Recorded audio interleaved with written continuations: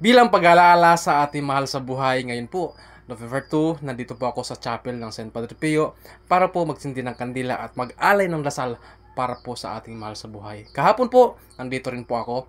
All Saints Day po kahapon. At ngayon po, All Souls Day.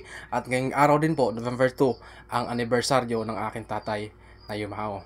Kaya ngayon po, nag-aalay po ako ng dasal para po sa lahat ng mga yumao na aking mahal sa buhay na nandun po ngayon sa probinsya nakahimlay. So dahil po malayo po at hindi po ako makauwi sa amin, kaya ito po ang tanging paraan ko para pag-alala sa kanila.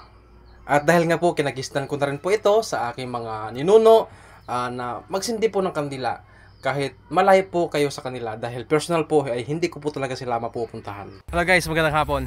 So ngayon po ay All Saints Day. Kahapon nakita nyo po sa aking post na nagtirik din po ako ng kandila dahil po All Saints Day po kahapon, November 1. So ngayon po November 2, All Souls Day. Kami po mga Bisaya, alam nyo po, pag kami po ay wala sa lugar namin o dun sa aming probinsya, sa Bohol, so may mga mahal kami sa buhay na yumao na. So hindi po namin yun mabibisita. So kami po mga Bisaya, kami po ay kahit saan man kami naroon, pagka hindi namin nabisita ang aming mahal sa buhay, kami po ay pupunta sa isang lugar o sa simbahan para po magtirik ng kandila. Para po siyempre pagtirik at pagdasal. Na yun po ay aming inaalala at nagdadasal po kami kung saan man sila naroon ay kami ay gabayan. Ano?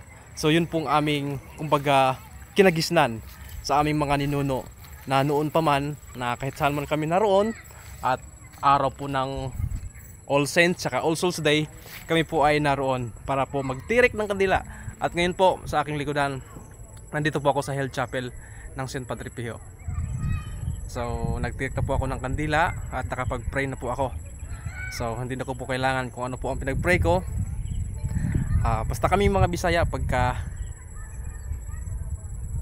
araw po ng All Saints saka All Souls Day, nasa chapel po kami. Dahil sa Bohol po kasi, pagka ang isang patay o isang bangkay nasa isang nicho o kung wala lang sa nicho, pupunta kami doon sa pinakamalaking cross at doon po kami magtitirik ng kandila. At dahil nga po nasa Batangas po ako, siyempre kadalasan sa chapel po, sa simbahan po ang aming punta.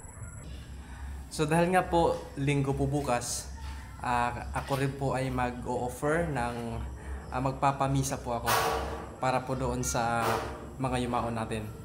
Dagdag na rin po yun para sa panalangin po para sa ating mahal sa buhay. May misa po bukas Sunday dito po sa San Padre Pio. Thank you.